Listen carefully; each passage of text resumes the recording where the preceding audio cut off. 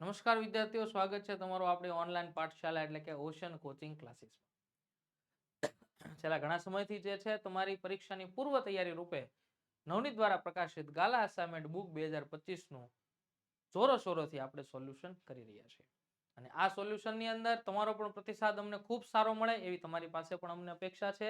તો સાથે સાથે જે કોઈ પણ વિદ્યાર્થીઓ આ વિડીયો જોતા હોય છે તે વિદ્યાર્થીઓ પોતાના સહપાઠી મિત્રો, પોતાની સાથે ભણતા, પોતાના કુટુંબિકની અંદર ભણતા ધોરણ 10 ના તમામ વિદ્યાર્થીઓને શેર કરશે તો તેનાથી અમને પણ સારો એવો પ્રતિસાદ મળશે। વાત આજે કરવી છે ગાલા અસાઇનમેન્ટ બુક 2025 ધોરણ 10 વિષય વિજ્ઞાન અને એ વિષય વિજ્ઞાનની અંદર પ્રશ્નપત્ર નંબર 2 અને પ્રશ્નપત્ર નંબર 2 માં સેક્શન સી ની વાત કરવી છે। શા માટે? તો કે આવનાર ધોરણ 10 ની બોર્ડની પરીક્ષા માટે ખાસ ઉપયોગી એવું નવનીત દ્વારા પ્રકાશિત ગાલા અસાઇનમેન્ટ બુક 2025 સરસ મજાના વિજ્ઞાનના 6 પ્રશ્નપત્ર આપ્યા છે। એમાંથી આજે આપણે વાત કરવી છે પ્રશ્નપત્ર નંબર 2 અને એમાં પણ પ્રશ્નપત્ર નંબર 2 માં સેક્શન સી નું સરસ મજાનું સંપૂર્ણ સોલ્યુશન આપણે કરવું છે। સોલ્યુશન કરતા પહેલા જે બુકની એટલી બધી વિશેષતાઓની આપણે વાતો કરી રહ્યા છીએ એ બુક વિશેની થોડીક માહિતી આપણે જાણકારી મેળવી લઈએ કે સર આ બુક જે છે અમને ક્યાંથી મળી શકે એમ છે। તો કે નવનીત દ્વારા પ્રકાશિત ધોરણ 10 ની બોર્ડની પરીક્ષા માટે ખૂબ જ ઉપયોગી એવી ગાલા અસાઇનમેન્ટ બુક 2025 એ તમને ક્યાંથી મળી શકે એમ છે? તો કે સૌપ્રથમ તો જે હાલમાં તમે બેટા વિડીયો જોઈ રહ્યા છો એ વિડીયોની નીચે ડિસ્ક્રિપ્શનની અંદર તમને લિંક આપેલી છે। આ લિંક પરથી તમે જે છે બુક મેળવી શકો છો। અન્યથા નવનીતની વેબસાઇટ તમને આપેલી છે www.navnitstore.com અહીંયાથી પણ જે છે તમે આ બુક્સ મેળવી શકો છો। આની સાથે ઘરે બેઠા જો કદાચ તમારે બુક મેળવવી હોય, સાહેબ બુકની કુલ કિંમત કેટલી છે? તો કે બેટા બુક જે છે એની કુલ કિંમત છે 240 રૂપિયા। કેટલી છે? 240 રૂપિયા। પણ જો આ બુક તમે ઘરે બેઠા ઓર્ડર કરીને મંગાવો છો તો આ બુક જે છે તમને 240 ની જગ્યાએ 230 રૂપિયામાં જ પડશે। તો સાહેબ ઘરે બેઠા બુક મંગાવવા માટે શું કરી શકીએ? કઈ નહીં બેટા, અહીં ડિસ્પ્લે ઉપર નંબર આપ્યો છે 70 46 22 22 54। આ નંબર પર સંપર્ક કરો અને ઘરે બેઠા જે છે તમે આ બુક મેળવી શકો છો। સાહેબ તમે આ બુકની એટલી બધી વિશેષ વાતો કરો છો, આની અંદર કઈ વિશેષતા છે? તો કે હા, આ બુકની અંદર ખાસ તમને સ્માર્ટ ડીજી બુક જે છે ગાલા અસાઇનમેન્ટ બુક 2025 ધોરણ 10 ની અંદર ખાસ તમને સ્માર્ટ ડીજી બુક જે છે એ મળવાની છે। સર આ સ્માર્ટ ડીજી બુક જે છે એની અંદર શું છે? તો કે એની અંદર ફ્રી ઓનલાઈન આન્સર કી તમને આપેલી છે। તો એના માટે છે ને અમે શું કરીએ? તો કે એના માટે સૌપ્રથમ કે જ્યારે તમે આ બુક ખરીદશો ત્યારે આ બાજુના ફ્રન્ટ પેજ ઉપર તમને જે છે સ્માર્ટ ડીજી બુક માટેની તમામ માહિતી આપેલી છે। અહીંયા તમને એક QR કોડ આપેલો છે। આ QR કોડને જેવો તમે સ્કેન કરશો એટલે તરત જ તમારા સ્માર્ટફોન સ્માર્ટ ડિવાઇસની અંદર એક એપ્લિકેશન ડાઉનલોડ થશે। આ એપ્લિકેશનને જેવી તમે ડાઉનલોડ કરશો એટલે એની અંદર તમારે જે છે લોગિન કરવા માટે થઈને તમારું રજિસ્ટ્રેશન કરવા માટે થઈને તમારી બેઝિક ઇન્ફોર્મેશન જે છે નાખવી પડશે। રજિસ્ટ્રેશન કર્યા બાદ તમારી બેઝિક ઇન્ફોર્મેશન ફૂલફિલ કર્યા બાદ તમને લાસ્ટમાં એક એક્સેસ કોડ એન્ટર કરવાનો કહેશે। જેવો આ એક્સેસ કોડ તમે એન્ટર કરશો એટલે તરત જ તમારા ફોનની અંદર લોગિન થઈ જશે અને જેવું લોગિન થશે એટલે તરત જ સ્માર્ટ ડીજી બુક જે છે તમારા સ્માર્ટફોનની અંદર ઓપન થઈ જશે। એનો તમે ભરપૂર લાભ લઈ શકો છો। તો ખાસ જે છે આ બુકની એક આ વિશેષતા હતી। સાથે સાથે નવનીત દ્વારા પ્રકાશિત ગાલા અસાઇનમેન્ટ બુક 2025 ધોરણ 10 ની સાથે સાથે ગાલા 21 અપેક્ષિત પ્રશ્ન સંગ્રહ ધોરણ 10 વિષય ગુજરાતી, હિન્દી, સંસ્કૃત, અંગ્રેજી, ગણિત, વિજ્ઞાન અને સામાજિક વિજ્ઞાન પણ અવેલેબલ છે। એ પણ જે છે લોન્ચ થઈ ચૂક્યા છે। આ તમામે તમામ બુક જે છે કઈ? તો કે 21 ગાલા 21 અપેક્ષિત પ્રશ્ન સંગ્રહની આ તમામે તમામ ધોરણ 10 ની બુક જે છે એ પણ અવેલેબલ છે। એની અંદર તમને આકર્ષક ઓફર મળવા પાત્ર છે। જો તમે આ બુક ખરીદો છો ને એમાં 300 થી વધારેની ખરીદી થાય છે બેટા, ત્યાં તમને 15% ડિસ્કાઉન્ટ મળવા પાત્ર છે। પણ આ ડિસ્કાઉન્ટ મેળવવા માટે તમારે પ્રોમો કોડ યુઝ કરવાનો છે NAV15। આ બુકની ખરીદી કરો છો, એકાદા વિષયની વધારે ખરીદી કરો છો અને જો ખરીદી તમારે 500 થી વધારેની થાય છે તો અહીં તમને 20% ડિસ્કાઉન્ટ મળવા પાત્ર છે અને આ ડિસ્કાઉન્ટ મેળવવા માટે તમારે QR કોડ પ્રોમો કોડ વાપરવાનો છે NAV20। આ પ્રોમો કોડનો યુઝ કરી અને ખૂબ સરસ આકર્ષક ડિસ્કાઉન્ટ જે છે એ તમે મેળવી શકો છો। પણ કેટલાક વિદ્યાર્થીઓ એવું વિચારતા હોય કે સાહેબ અમારે આ 21 ગાલા ગાલા 21 અપેક્ષિત પ્રશ્ન સંગ્રહ જે છે એ ધોરણ 10 ની તમામે તમામ બુક જે છે એટલે કે આખો સેટ અમારે મેળવવો છે તો કે બેટા નવનીત દ્વારા પ્રકાશિત આ ગાલા 21 અપેક્ષિત પ્રશ્ન સંગ્રહ ધોરણ 10 ના કદાચ બધાય પુસ્તકોનો સેટ તમે વસાવો છો તો ગાલા અસાઇનમેન્ટ બુક 2025 ધોરણ 10 કે જે નવનીત દ્વારા પ્રકાશિત થયું છે એ તમને તદ્દન ફ્રી મળવા પાત્ર છે બરોબર એટલે તમારે જે છે આની સાથે આ ગાલા અસાઇનમેન્ટ બુક 2025 ધોરણ 10 એકદમ ફ્રી મળવાનું છે તો આ તમામે તમામ ઓફર જે છે બેટા તમારા માટે છે આકર્ષક ઓફરો તમારા માટે છે ઓફરનો લાભ લેવા માટે વધારે માહિતી માટે ડિસ્ક્રિપ્શનમાં નીચે આપેલી લિંક પરથી પણ તમે માહિતી મેળવી શકો છો અન્યથા ડિસ્પ્લે ઉપર આપેલો નંબર 7046222254 આની ઉપર સંપર્ક કરી વધારે માહિતી મેળવીને આજે ને આજે જ આ તમામ સાહિત્ય જે છે વસાવી લ્યો અને ખૂબ મહેનત કરીને ખૂબ આગળ વધીએ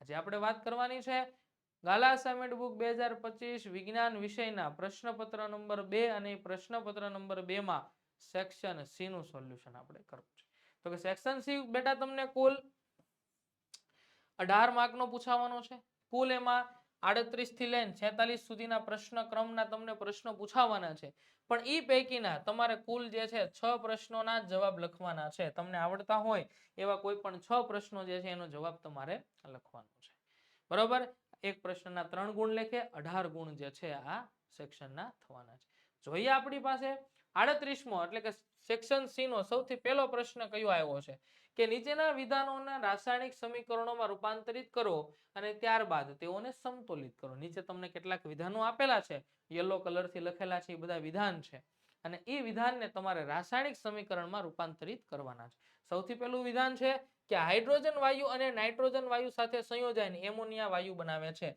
નાઇટ્રોજન વાયુ એટલે N2 હાઇડ્રોજન સાથે સંયોજાણો એટલે કે H2 સાથે બંને વચ્ચે પ્રક્રિયા છે એટલે એમાંથી બન્યું એમોનિયા NH3 NH3 બન્યું એટલે હાઇડ્રોજનની સંખ્યા અહીંયા 3 થઈ બેટા બરોબર તો 3 થઈ એટલે અહીંયા હાઇડ્રોજન કેટલા હતા 2 હતા સંખ્યા જે છે બીજી વસ્તુ અહીંયા નાઇટ્રોજન તમે કેટલા લીધા છે 2 અને અહીંયા NH3 માં નાઇટ્રોજન કેટલા છે 1 છે તો પહેલા તો બેલેન્સ કરવા માટે નાઇટ્રોજન અહીંયા પ્રક્રિયકમાં 2 છે તો નિપજમાં 2 કરવા માટે અહીંયા આગળ મેં 2 મૂક્યા જેવા મેં 2 મૂક્યા એટલે હાઇડ્રોજન કેટલા નાઇટ્રોજન 2 થઈ ગયા પણ હાઇડ્રોજન 3 દુ ને 6 થયા અહીંયા આપણે 2 જ લીધા હતા એટલે આપણે આગળ અહીંયા કેટલા મૂક્યા 3 બરોબર સમતોલિત પણ કરવાની છે અને સાથે લખવાની છે ચાલો આ થઈ ગયું એટલું લખ્યું એટલે 1 માર્ક મળી ગયો 3 ગુણનો પ્રશ્ન છે બેટા ધ્યાન રાખજો પ્રકરણ નંબર 1 માંથી બીજો પ્રશ્ન બીજું વાક્ય એવું છે કે હાઇડ્રોજન સલ્ફાઇડ વાયુ હવામાં બળી એટલે કે દહન પામીને સલ્ફર ડાયોક્સાઇડ અને પાણી આપે છે હાઇડ્રોજન સલ્ફાઇડ એટલે કે H2S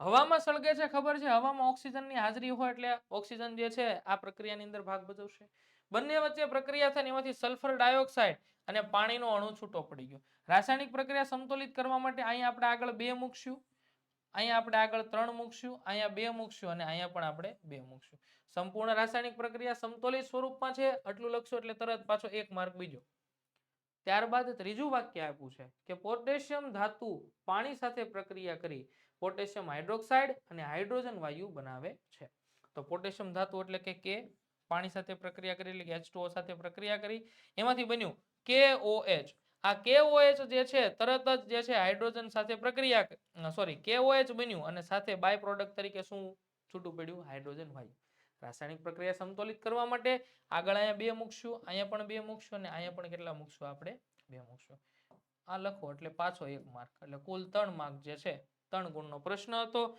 3 માર્ક્સ મળી ગયા આવા એકદમ સહેલા પ્રશ્નો પૂછાય છે જોઈએ નેક્સ્ટ ક્વેશ્ચન 38 પછી આવશે 39મો પ્રશ્ન છે કે નીચેના પદોને વ્યાખ્યાયિત કરો 3 વ્યાખ્યા પૂછી છે ખનિજ કાચી ધાતુ અયસ્ક અને ગેંગ કણો તો પહેલા તો ખનિજ કોને કહેવાય તો કે જે તત્વો કે સંયોજનો પૃથ્વીના ભૂપૃષ્ઠ એટલે કે પૃથ્વીના પેટાળ અથવા તો પૃથ્વીના પોપડામાંથી કુદરતી રીતે મળે છે તેને ખનિજ કહીએ છીએ બીજી વ્યાખ્યા કાચી ધાતુની કે જે ખનિજમાં સારા પ્રમાણમાં નિશ્ચિત ધાતુ હોય અને તે ધાતુનું સરળતાથી નિષ્કર્ષણ કરી શકાતું હોય તેવી ખનિજને કાચી ધાતુ એટલે કે અયસ્ક ઇંગ્લિશમાં એના ઓરે કહેવામાં આવે છે કે જે જમીનમાંથી ખોદકામ કરીને તમે મેળવવું છે એની અંદર જે ખનિજમાં સારા પ્રમાણમાં ધાતુ મળવાની છે અને એ ધાતુનું નિષ્કર્ષણ એટલે કે શુદ્ધિકરણ એમાંથી તમે એ ખનિજમાંથી ધાતુને સરળતાથી બહાર કાઢી શકવાના છો, તો એને કહેવામાં આવે કાચી ધાતુ. અને ત્યારબાદ આપેલું છે ગેંગ. ગેંગ કણો કોને કહેવામાં આવે છે? તો કે પૃથ્વીના પોપડામાંથી મળતી કાચી ધાતુમાં તત્વ એકલું હોતું નથી, પરંતુ તેમાં વધુ માત્રામાં માટી, રેતી અને અનિચ્છનીય પદાર્થો કે જેની જરૂરિયાત નથી તે પણ અશુદ્ધિ સ્વરૂપે હોય છે. તો આવી અશુદ્ધિઓને ગેંગ કહે છે. શું કહે છે? ગેંગ કહે છે. એકદમ સરળ 3 વ્યાખ્યાઓ પૂછાણી હતી. ત્રણ વ્યાખ્યાઓ આપણે લખી નાખી, 3 ગુણ મળી ગયા. સાઈડમાં થોડો ઘણો એટલો ઉભો રહો છો કે દરેક પ્રશ્નના જવાબ માટે કદાચ તમારે જો સ્ક્રીનશોટ લેવો હોય તો સારી રીતે તમે જવાબનો સ્ક્રીનશોટ લઈ શકો. ચાલો 40મો પ્રશ્ન જોઈએ કે ધાતુ તત્વો અને અધાતુ તત્વોના અપવાદ લખવાના છે. યસ, તફાવત નથી પૂછ્યો પણ અપવાદ પૂછ્યા છે 3 ગુણના. પાઠ જ્યારે ભણ્યા હતા ત્યારે ચર્ચા થઈ હતી કે આના અપવાદો જે છે પૂછાઈ શકે છે, પણ આવી રીતે 3 ગુણની અંદર પૂછાય છે એવી આપણને અપેક્ષા નહોતી. અને બોર્ડની અંદર આવું જ થાય છે, જેવી અપેક્ષા નથી હોતા એવા એકદમ સહેલા પ્રશ્નો આપણી સામે આવીને ઉભા રહી જશે, જેને આપણે બહુ વધારે પડતું વેઇટેજ ન આપતા હોય એવા પ્રશ્નો ઘણીવાર આપણી સામે આવીને ઉભા રહી જાય. જોઈએ ધાતુ તત્વની અંદર સૌથી પહેલો કે ધાતુ તત્વો મોટા ભાગે ઘન સ્વરૂપે હોય, પણ એની અંદર અપવાદ છે એક પારો અને ગેલિયમ, બરોબર, કે જે બંને ઓરડાના તાપમાને પ્રવાહી સ્વરૂપે છે. જ્યારે અધાતુ તત્વોની વાત કરીએ તો કે અધાતુ તત્વો જે છે એ ઘન અને વાયુ સ્વરૂપમાં હોય છે, પણ એની અંદર એક અપવાદ છે બ્રોમિન કે જે પ્રવાહી સ્વરૂપે છે. એટલે સૌથી પહેલો અપવાદ થઈ ગઈ અવસ્થાની વાત. ત્યાર પછી વાત કરીએ કે ધાતુઓ વજનમાં ભારે હોય છે, જ્યારે અધાતુઓ વજનમાં હલકા હોય છે. આ તફાવતના મુદ્દા આલે છે. આપણે જોઈએ ઉષ્માના સુવાહક છે, અવાહક છે, આ પણ એનો તફાવતનો મુદ્દો થઈ ગયો, આ એનો તફાવતનો મુદ્દો થઈ ગયો. પણ આ તફાવતના મુદ્દાની અંદર એક અપવાદ છે. કયો? કે અધાતુ જે છે ઉષ્માનો અને વિદ્યુતના અવાહક છે, અને અવાહક છે સાથે સાથે એની અંદર જે છે એક ગ્રેફાઇટ કે જે અધાતુ હોવા છતાં પણ વિદ્યુતનું સારું એવું સુવાહક છે. કે અધાતુ હોવા છતાં પણ વિદ્યુતનું સારું એવું કેવું છે? સુવાહક છે. બીજું, ધાતુઓ જે છે ચળકાટ ધરાવે છે, જ્યારે અધાતુઓ ચળકાટ ધરાવતી નથી. તો એની અંદર પણ એક અપવાદ છે. કોણ? તો કે અધાતુની અંદર ગ્રેફાઇટ, સિલિકોન, કાળો, ફોસ્ફરસ, આ ત્રણેય એવી છે કે જે અધાતુ હોવા છતાં, અધાતુ છે ચળકાટ ન ધરાવવી જોઈએ ને, પણ અધાતુ હોવા છતાં પણ જે છે એ શું કરે છે? અધાતુ હોવા છતાં પણ એ ચળકાટ ધરાવે છે. શું કરે છે? અધાતુ હોવા છતાં પણ ચળકાટ ધરાવે છે. આ એનો બીજો અપવાદ થઈ ગયો. ત્યારબાદ ધાતુ તત્વની અંદર જોઈએ કે સામાન્ય રીતે ઊંચું ગલન બિંદુ ધરાવે છે. અધાતુની અંદર વાત કરીએ કે સામાન્ય રીતે નીચું ગલન બિંદુ ધરાવે છે. આ એના તફાવતની વાત થઈ. અપવાદ આપણે જોઈ લીધા, બરોબર. ત્યારબાદ તેઓ રણકાર ઉત્પન્ન કરે છે. આ પણ તફાવતનો મુદ્દો છે. અધાતુ જે છે રણકાર ઉત્પન્ન કરતી નથી, એ પણ એનો તફાવતનો મુદ્દો છે. ત્યારબાદ આમાંથી ખેંચીને લાંબા તાર બનાવી શકાય છે, એટલે કે તણાવપણાનો ગુણધર્મ ધરાવે છે, જ્યારે અધાતુ જે છે એ તાર કે પતરા એટલે કે તણાવપણાનો ગુણધર્મ. આ તફાવત આપણે જે લખ્યો આખો, એમાં તમારે આમ જોવા જઈએ તો 2 પ્રશ્નના જવાબ આવી ગયા. એક તો ધાતુ અને અધાતુ જે છે એનો તફાવત પણ આવી ગયો, અને સાથે સાથે એની અંદર એના અપવાદો જે હતા એ પણ એનો સમાવેશ થઈ ગયો છે. ચાલો ત્યાર પછી 41મો પ્રશ્ન જોઈએ કે લડવાની કે દોડવાની ક્રિયાની સ્થિતિમાં કયો અંતઃસ્ત્રાવ સ્ત્રાવ પામે છે? પ્રાણી શરીરમાં તેની અસરો જણાવો. લડવાની કે દોડવાની પરિસ્થિતિ કે લડો યા ભાગવાની પરિસ્થિતિ તમારી સામે, અંતઃસ્ત્રાવો ખાસ યાદ રાખજો.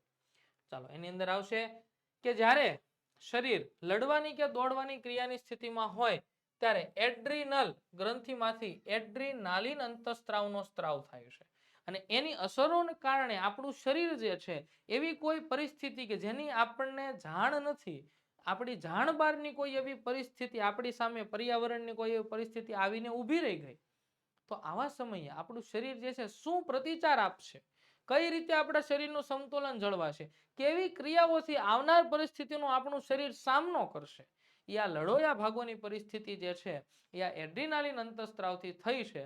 એ એડ્રીનાલિન અંતઃસ્ત્રાવ જે છે એની અસરો શું છે એની આપણે વાત કરીએ કે હૃદયના ધબકારા વધારે છે, પરિણામે સ્નાયુઓ જે છે એ વધારે ઓક્સિજનનો પુરવઠો મેળવી શકે છે. બીજું, પાચન તંત્રમાં અને ત્વચામાં નાની ધમનીઓની આસપાસ સ્નાયુઓ સંકોચાઈ જતા ત્યાં રુધિરની પ્રાપ્યતા ઓછી થાય છે, જેથી રુધિરની દિશા આપણા કંકાલ સ્નાયુ તરફ પ્રવાહિત થાય છે. કહેવાનો અર્થ કે રુધિર જે છે એની આવશ્યકતા વધારે થશે એટલે કે રુધિરનું પરિભ્રમણ વધશે. ત્રીજું, ઉરોદર પટલ અને પાંસળીઓ સ્નાયુઓનું સંકોચન થવાથી શ્વસન દર વધારે છે અને આ બધા પ્રતિચાર પ્રાણી શરીરને લડવા અને દોડવાની અથવા લડો આ ભાગોની પરિસ્થિતિ માટે તૈયાર કરે છે. કહેવાનો પર્પઝ એ છે કે આ અંતઃસ્ત્રાવની અસરથી હૃદયના ધબકારા વધે, હૃદયના ધબકારા વધે તેનાથી રુધિરનું પરિભ્રમણ વધે, રુધિરનું પરિભ્રમણ જેટલું વધે એટલે ઓક્સિજનની જરૂરિયાત વધારે થશે અને ઓક્સિજનની જરૂરિયાત માટે શ્વાસોશ્વાસની ક્રિયા પણ ઝડપી થશે, ઉરોદર પટલનું સંકોચન વિકોચન જે છે એ ઝડપથી થશે અને સાથે સાથે રુધિરનું પરિભ્રમણ વધવાથી આપણા સ્નાયુ પેશીઓ જે છે વધારે જે છે કાર્યરત બનશે. આવી અસર થાય છે જેનાથી આપણું શરીર કોઈ એવી અજુગતી પરિસ્થિતિ માટે તૈયાર થઈ જાય છે. ચાલો ત્યાર પછી 42મો પ્રશ્ન જોઈએ. સ્ત્રી પ્રજનન તંત્રની રચના આકૃતિ દોરીને સમજાવો. યસ, મોસ્ટ આઈએમપી પ્રશ્ન છે. બરોબર, આ કાં તો પુરુષ પ્રજનન તંત્ર અને કાં તો સ્ત્રી પ્રજનન તંત્ર. આકૃતિ દોરી છે સરસ મજાની, અહીંયા તમને આપેલી છે આકૃતિ, આવી આકૃતિ દોરવાની છે. હવે એની રચનાની વાત કરીએ આપણે તો કે સૌથી પહેલા સ્ત્રીનું પ્રજનન તંત્ર એ એક જોડ અંડપિંડ, એક જોડ એટલે જો એક અહીંયા જોડીમાં બે હોય એટલે એક જોડ અંડપિંડ સાથે સાથે એક જોડ અંડવાહિની, બરોબર, એમાંથી નીકળતી આ નળી એક જોડ અંડવાહિની, બરોબર. ગ્રીવા, ગ્રીવા એટલે કે આ ભાગ છે એને ગ્રીવા કહેવાય, યોનિ માર્ગની અંદરનો ભાગ છે. ત્યારબાદ આ યોનિ માર્ગ અને યોનિ દ્વાર નીચે જે છે યોનિ દ્વાર આવેલો છે ધરાવે છે. આની સાથે કેટલાક નામ બીજા પણ છે. જો અહીંયા જે છે આને કહેવામાં આવે ફેલોપિયન નલિકા, શું કહેવામાં આવે. ત્યારબાદ આ જે ઝાલર તમને દેખાય છે એને કહેવામાં આવે ફિમરી, શું કહેવામાં આવે, ફિમરી. ખરેખર તમારી જાણકારી માટે કહું છું કે આ અંડવાહિની સોરી અંડપિંડ અને આ જે ભાગ છે ને એની વચ્ચે જોડાણ ન હોય, એકબીજાની નજીક હોય અને એ જે અહીં મેં નામ લખ્યું ને આ જે જાળીદાર રચના જેને ફિમરી કહેવાય, એ ફિમરીની અંદર મોશન થતું હોય આમ. એટલે શું થાય કે જ્યારે આ અંડપિંડમાંથી કોઈ અંડકોષ બહાર આવશે ને ત્યારે એ ફિમરી જે છે, દાખલા તરીકે આ અંડકોષ બહાર આવ્યો છે તો આ ફિમરી જે છે આવી રીતે મોશનથી એને પોતાની તરફ ખેંચશે. આપણે ઘણીવાર રમત કરતા હોય, કોઈ પાણીનું આપણે નજીક જે છે પાણીનું કોઈ ભરેલો કોઈ વિસ્તાર હોય તો એને કોઈ બોટલ કે એવું કાંઈ ઉપર પાણીની સપાટી પર તરતું હોય તો આપણે શું કરીએ, પાણીના આવી રીતે હાથથી આમ હલેસા મારીએ તો એની અંદર મોશનને કારણે ગતિ થાય ને આપણી નજીક આવે ને, તો એમાં ફિમરી જે છે એ અંડકોષ જે અંડપિંડમાંથી નીકળે છે એને પોતાની તરફ ખેંચવા માટે આવી રીતે એની અંદર મોશન થતું હોય. એટલે શું થાય કે અંડકોષ જેવો બહાર નીકળશે એટલે તરત જ આની અંદર જતો રહેશે. બરોબર, જોઈએ આની અંદર શું આપેલું છે.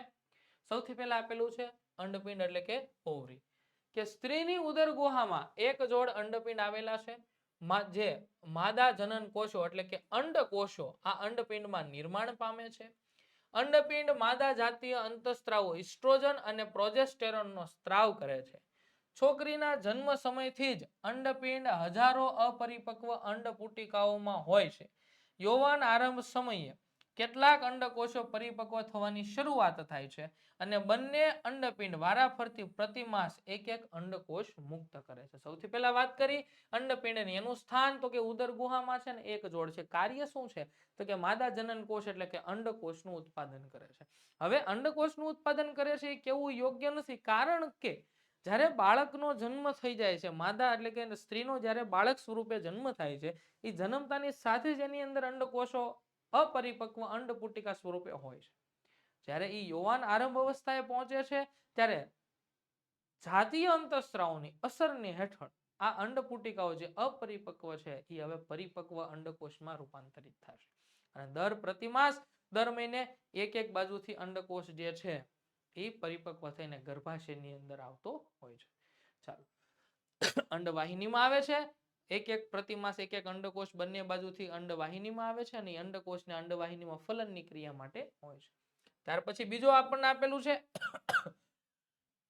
અંડવાહિની કે જેને કહેવામાં આવે છે ફેલોપિયન નલિકા. એક જોડ અંડવાહિની હોય છે તે અંડપિંડ સાથે જોડાયેલી નથી. પાતળી અંડવાહિનીના માર્ગે અંડકોષો અંડપિંડથી ગર્ભાશય સુધી વહન પામે છે. અંડવાહિનીના અગ્રછેડા પાસે શુક્રકોષ વડે અંડકોષનું ફલન થાય છે. બેટા આ લાઈન જે છે બધાએ ખાસ યાદ રાખવી, પ્રશ્ન વારંવાર પૂછાય છે કે ફલનની ક્રિયા નીચેનામાંથી ક્યાં થાય છે, તો તમને ખબર હોય છે ફલનની ક્રિયા ગર્ભાશયમાં કે બીજી કોઈ જગ્યાએ નથી થતી. ફલનની ક્રિયા જે છે એ અંડવાહિનીમાં થાય છે. ક્યાં થાય છે? અંડવાહિની. બરોબર. ચાલો બીજું અંગ આપણે જોઈ લીધું. ત્યારબાદ ત્રીજું આપણને આપેલું છે ગર્ભાશય, યુટેરસ. કે બંને તરફની અંડવાહિની જોડાઈને નાજુક, સ્થિતિસ્થાપક, ઊંધા નાસપતિ આકારની રચનાનું નિર્માણ કરે છે. તેને ગર્ભાશય કહે છે. ગર્ભનું સ્થાપન, પોષણ ગર્ભાશયમાં જ થાય છે. ગર્ભાશયના દૂરસ્થ સાંકડા છેડાને ગ્રીવા કહેવામાં આવે છે. ગર્ભાશયનો દૂરસ્થ એટલે કે અંતિમ સાંકડો છેડો જે છે એને ગ્રીવા તરીકે ઓળખવામાં આવે છે. અહીં આપણે જોયું કે નાજુક છે ગર્ભાશય, સ્થિતિસ્થાપક છે, ઊંધા નાસપતિ જેવો આકાર છે. બરોબર. આ ત્રણ મુદ્દાઓ ખાસ ધ્યાનમાં લેવા. ત્યાર પછી આપેલું છે યોનિ માર્ગ એટલે કે વજાઈના. ગર્ભાશય ગ્રીવા દ્વારા નલિકામય રચના એટલે કે યોનિ માર્ગમાં ખુલે છે. યોનિ માર્ગ શરીર બહાર યોનિ દ્વાર રૂપે ખુલે છે અને જાતીય સમાગમ દરમિયાન યોનિ માર્ગમાં શુક્રકોષો જે છે એ પ્રવેશ પામે છે. બરોબર. યોનિ માર્ગ જે છે એ ગ્રીવાથી આગળનો નલિકામય ભાગ છે કે જે સાંકડો હોય છે જેને યોનિ માર્ગ કહે છે અને યોનિ માર્ગ યોનિ દ્વાર મારફતે શરીરની બહાર ખુલે છે.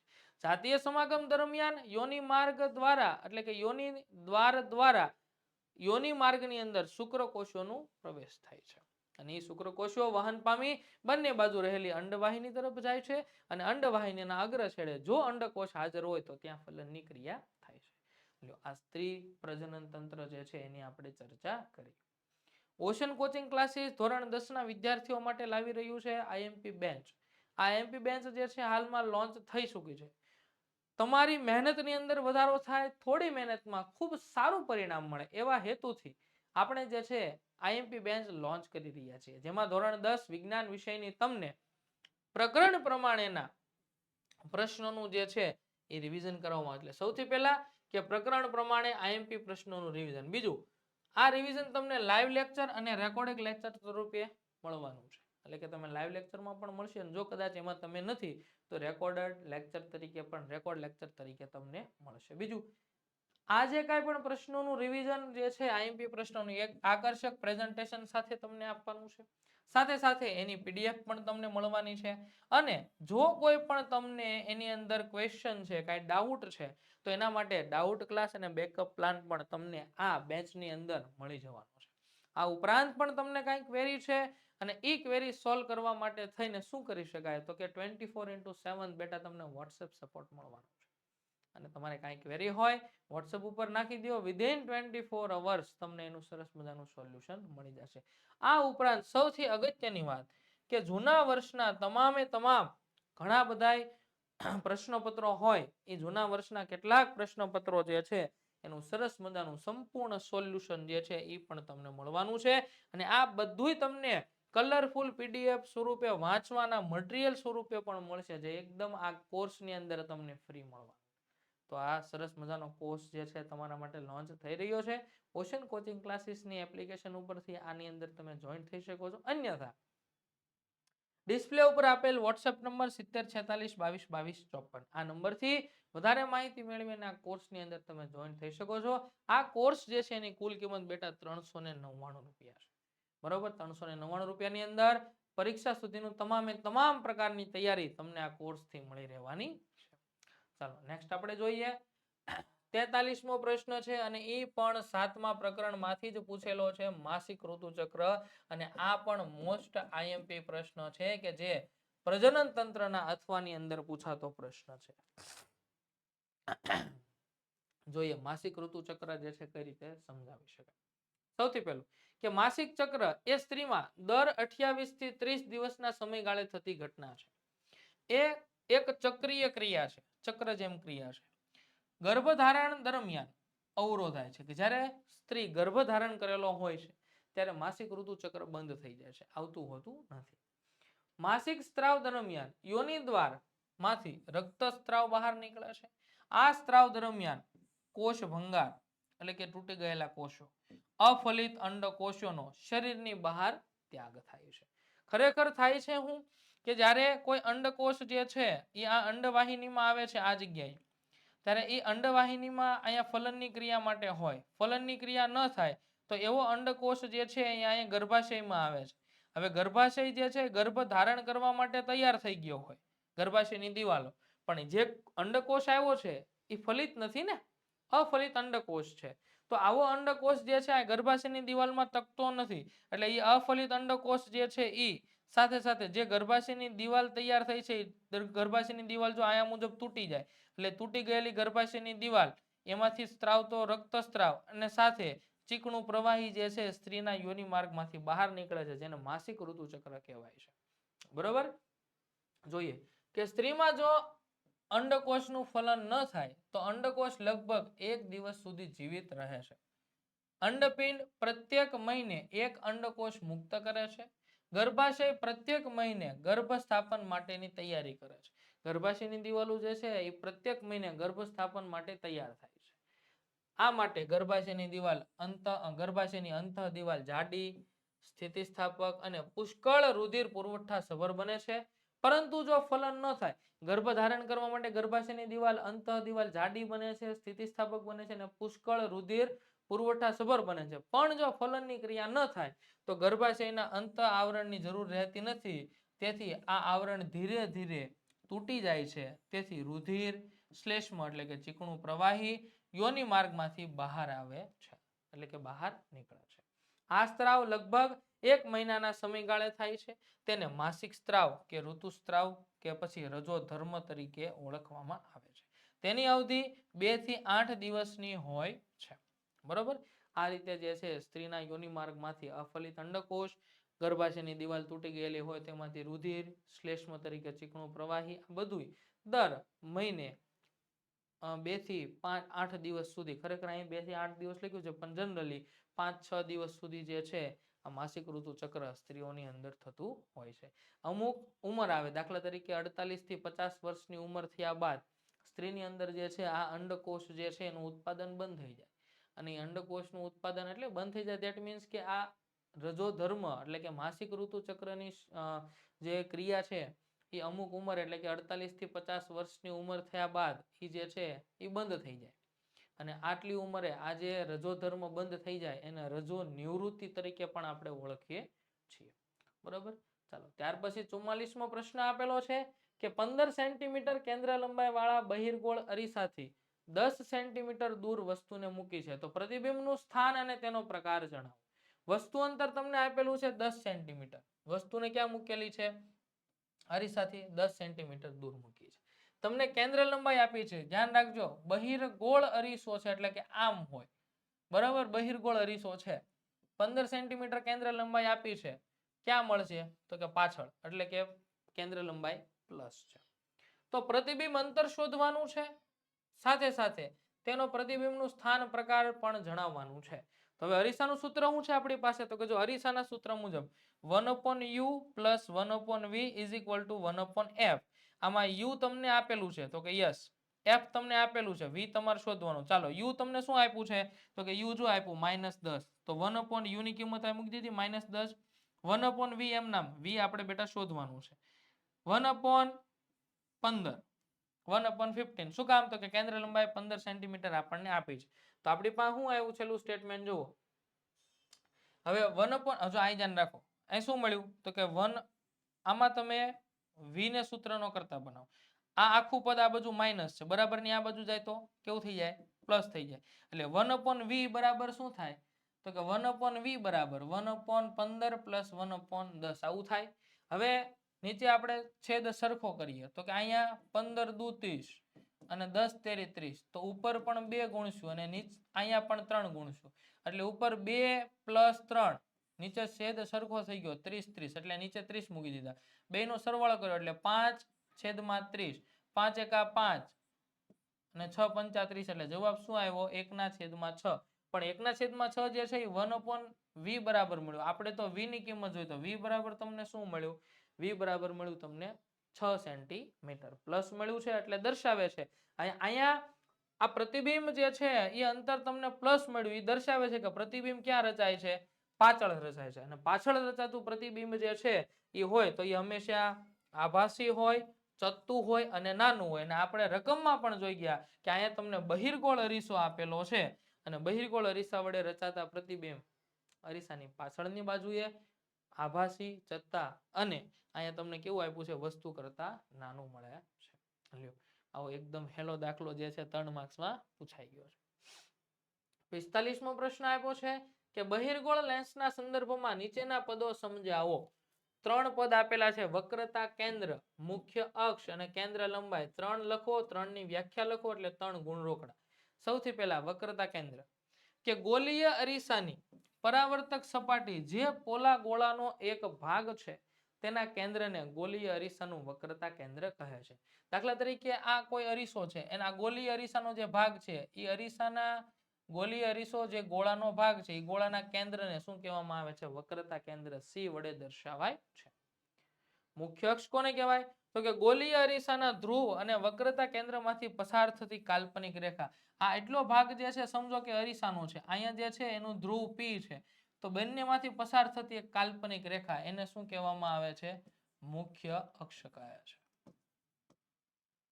ત્યારબાદ ત્રીજું આપેલું છે કેન્દ્ર લંબાઈ. તો કે ગોલીય અરીસાના ધ્રુવ અને પ્રતિબિંબ જ્યાં રચાય છે એ મુખ્ય કેન્દ્ર વચ્ચેના અંતરને અરીસાની કેન્દ્ર લંબાઈ. સમજો કે અહીંયા જે છે મુખ્ય કેન્દ્ર F આપેલું છે, તો આ મુખ્ય કેન્દ્ર F અને આ P વચ્ચેનું આ જે અંતર છે આને કહેવામાં આવે છે કેન્દ્ર લંબાઈ, કે જેને સ્મોલ f વડે દર્શાવાય છે. તો ત્રણેય વ્યાખ્યાઓ લખી નાખી, 3 ગુણ આપણને રોકડા મળી ગયા. એકદમ હેલા પ્રશ્નો પૂછાય છે. ત્યાર પછી 46મો પ્રશ્ન આપ્યો છે કે અવરોધોના સમાંતર જોડાણ માટે સમતુલ્ય અવરોધનું સૂત્ર તારવો. IMP પ્રશ્ન, કાં તો સમાંતર જોડાણ અને કાં તો પછી શ્રેણી જોડાણ. લ્યો બે માંથી કોઈ પણ એક જોડાણ 3 માર્ક્સ ની અંદર પૂછાય છે. અહીંયા આપણને સમાંતર પૂછ્યું છે. જોઈએ કે 2 થી તેથી વધારે અવરોધોને એક તરફના છેડાઓ અને એક સામાન્ય બિંદુઓ સાથે બીજી તરફના છેડાઓ અને બીજા સામાન્ય બિંદુ સાથે જોડેલા હોય તો આ અવરોધો આવા જોડાણને સમાંતર જોડાણ કહે છે. એકબીજાની સાથે આવી રીતે જે છે એકબીજાને સમાંતર, સામાન્ય બિંદુ એક લાઈન, બીજી લાઈન, ત્રીજી લાઈન એકબીજાને સમાંતર થયા, તો એવા અવરોધોના જોડાણને સમાંતર જોડાણ કહે છે. સમાંતર જોડાણમાં વિદ્યુત પ્રવાહને વહેંચવા માટે એક કરતા વધુ માર્ગો ઉપલબ્ધ હોય છે તથા દરેક અવરોધના બે છેડા વચ્ચેનો વિદ્યુત સ્થિતિમાનનો તફાવત V જે છે એ સમાન હોય. અહીંયા કહેવાનો અર્થ એ છે કે વિદ્યુત પ્રવાહ જે છે એ વહેંચાઈ જાય છે I1, I2, I3 માં, પણ જ્યારે વિદ્યુત સ્થિતિમાનનો તફાવત V જે છે હોય એમનામ જ રહે છે. અને તે સામાન્ય બિંદુઓ વચ્ચેના વિદ્યુત સ્થિતિમાનના તફાવત જેટલું જ રહે છે. એટલે કે અહીં કહેવાનો અર્થ એ છે કે V જે છે વિદ્યુત સ્થિતિમાનના તફાવતનું મૂલ્ય એક સરખું રહે છે, પણ વિદ્યુત પ્રવાહનું મૂલ્ય જે છે ત્રણે ત્રણ અવરોધમાં અલગ અલગ હોય છે. એટલે કે I1, I2 અને I3. જોઈએ સૂત્ર તારવણી કરીએ આપણે. અહીંયા તમને આકૃતિ આપી છે. જો અહીંયા તમને આપેલું છે આ R1, આ R2, R3 ત્રણ અવરોધ એકબીજાને સમાંતર જોડ્યા. હવે અહીંયા બે બિંદુ આપ્યા A અને B. આ બે બિંદુની વચ્ચે પ્રવાહને વહેંચવા માટે 3 લાઈન છે, આ પહેલી, બીજી અને ત્રીજી. એટલે ત્રણેય લાઈનમાં પ્રવાહ I1, I2 અને I3 વહેંચાઈ ગયું. પણ આ બંને બિંદુ વચ્ચેનો વિદ્યુત સ્થિતિમાનનો તફાવત કેટલો છે? તો કે E V જેટલો કોમન રહે છે. બરોબર? કદાચ આની આ ત્રણેયમાંથી પસાર થતો હોય તો એ કેટલું હોય? દાખલા તરીકે આ અહીંયાથી લઈને અને આ બિંદુ વચ્ચેનો વિદ્યુત સ્થિતિમાનનો તફાવત V1 લ્યો, અહીંયાથી લઈને અહીંયા V2 લ્યો અને V3 લ્યો, તો એ કુલ વિદ્યુત સ્થિતિમાનનો તફાવત V જેટલો થાય. બરોબર? એટલે આ બંને બિંદુઓ વચ્ચેનો વિદ્યુત સ્થિતિમાનનો તફાવત જે છે એ સમાન રહે છે V જેટલો. બરોબર? પ્રવાહ વહેંચાઈ જાય છે I1, I2 અને I3 માં વહેંચાઈ જાય છે. ચાલો હવે જોઈએ કે આકૃતિમાં દર્શાવ્યા મુજબ 3 અવરોધ આપણને આપેલા છે R1, R2 અને R3 અને A અને બે બિંદુ વચ્ચે સમાંતર જોડેલા છે. આકૃતિના આધારે મુદ્દો લખીએ. અહીં આકૃતિમાં દર્શાવ્યા મુજબ વિદ્યુત પ્રવાહ I એ આગળ 3 અવરોધમાં વહેંચાઈ જાય છે અને આ પ્રમાણે પ્રવાહના આનુષંગિક અવરોધના મૂલ્ય પર આધારિત હોય છે. અને પ્રવાહ જે છે કે R1, R2 અને R3 અવરોધમાંથી વહેતો પ્રવાહ I1, I2 અને I3 થઈ ગયો. બરાબર? હવે કુલ પ્રવાહ કેટલો થાય? તો કે કુલ પ્રવાહ I બરાબર I1, I2, I3 ના સરવાળા જેટલો થાય.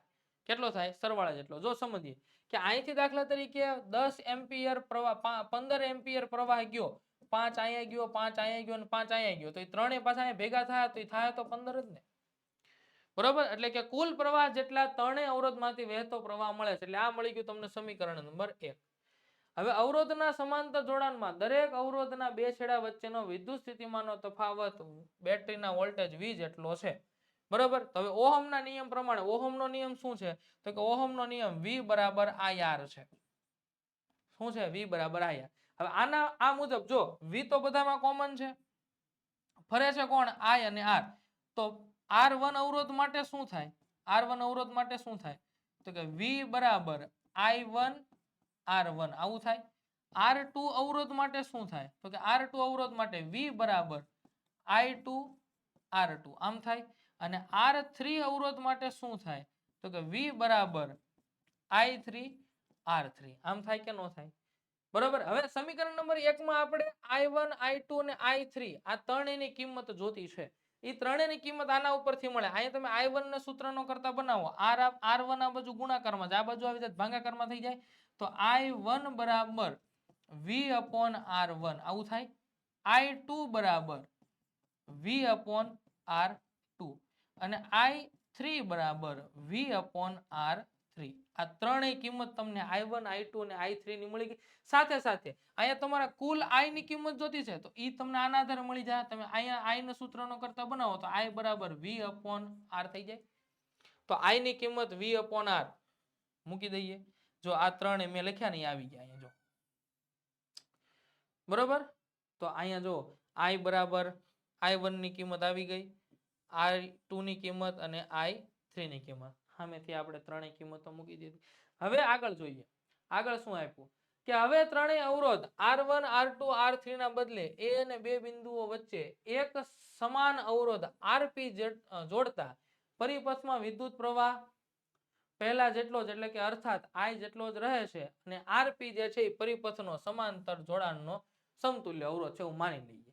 હવે જો આગળના સૂત્રની અંદર આ ત્રણેય જે છે R જે છે સમજી લઈએ કે R જે છે એ સમતુલ્ય અવરોધ છે. તો આગળનું સમીકરણ શું હતું? આની અંદર તમે કિંમત મૂકી I બરાબર શું મૂકશો? V ના છેદમાં RP. એટલે અહીંયા I તમે મૂક્યો ને અહીંયા I બરાબર શું મૂકી દેવાનું? RP. તો આખું સમીકરણ શું થઈ ગયું? V ના છેદમાં RP બરાબર V ના છેદમાં R1 પ્લસ V ના છેદમાં R2 પ્લસ V ના છેદમાં R3 આવું થઈ ગયું. તો જો ઈ સમીકરણ સીધું અહીં લખેલું છે. બરોબર. હવે તો કે આ ત્રણેય જે છે આ ત્રણેયમાંથી V તમે કોમન કાઢો કે ઉપરોક્ત સમીકરણમાંથી V સામાન્ય લેતા. હવે આ ત્રણેયમાંથી તમે V કાઢી લ્યો તો આ V વયો જાય ત્યાં વધે શું? તો કે એક એક વધે તો આ V વધ્યો. V આ બાજુ ગુણાકારમાં છે બરાબર ને આ બાજુ લાવો એટલે ક્યાં આવે? તો કે ભાગાકારમાં. તો અહીંયા ભાગાકારમાં આવી ગયું. તો અહીં V જો હવે ઉપરથી ને અહીંથી નીચેથી V કેન્સલ. અહીં ઉપર કાંઈ નથી ત્યાં શું વધ્યું? તો કે એક વધ્યું. અને ઓલા પણ બધેથી આપણે V કોમન લીધો તો એટલે ફાઇનલ સૂત્ર શું આવ્યું? તો કે ફાઇનલ સૂત્ર આવ્યું 1 upon RP is equal to 1 upon R1 plus 1 upon R2 plus 1 upon 3 dash dash dash જેટલા અવરોધ હોય એટલા લખી શકાય. આને સમતુલ્ય અવરોધનું સૂત્ર કહે છે. સમાંતર જોડાણ માટેના સમતુલ્ય અવરોધનું સૂત્ર. અને આ સૂત્રને આધારે કેટલાક દાખલાઓ ગણવામાં આવે છે કે આમ અવરોધના સમાંતર જોડાણનું સમતુલ્ય અવરોધ RP ના વ્યસ્તનું મૂલ્ય સમાંતર જોડાયેલા અવરોધોના વ્યસ્તના સરવાળા જેટલું હોય છે. RP નું મૂલ્ય સમાંતર જોડેલા નાનામાં નાના અવરોધ કરતા પણ નાનું હોય છે. લ્યો આ તમારે સમાંતર જોડાણ જે હતું એ પૂરું થઈ ગયું. ખ્યાલ આવી ગયો? 3 માર્ક્સ ની અંદર પૂછાય છે. તો આ સાથે આપણે પ્રશ્નપત્ર નંબર 2 સેક્શન સી નું સોલ્યુશન અહીં પૂર્ણ કરીએ છીએ. વચ્ચે જે મેં તમને કોર્સની જાહેરાત કરી હતી તે કોર્સની અંદર જોડાવા માટે સાથે સાથે જે કાંઈ પણ વધારાની માહિતી છે એ વધારાની માહિતી મેળવવા માટે આપણો વોટ્સએપ નંબર અને આવનાર સમયમાં વિજ્ઞાનને લગતી આપણા ચેનલની તમામે તમામ અપડેટ મેળવવા માટે થઈને આપણા વોટ્સએપ ગ્રુપની અંદર જોઈન થઈ જવાનું છે. આપણો વોટ્સએપ નંબર છે 70 46 22 22 54. અને સાથે સાથે કોર્સની પણ વધારે માહિતી મેળવવા માટે આ જ નંબર ઉપર સંપર્ક કરી શકો છો. હવે પછીના લેક્ચરની અંદર આપણે મળશું પ્રશ્નપત્ર નંબર 3 અને એના સેક્શન સી ના સોલ્યુશન માટે. ત્યાં સુધી તમામે તમામ વિડીયોને સારા શેર કરવાના છે, તમારા સહપાઠી મિત્રો સુધી પહોંચાડવાના છે. ખૂબ મહેનત કરો અને ખૂબ આગળ વધો.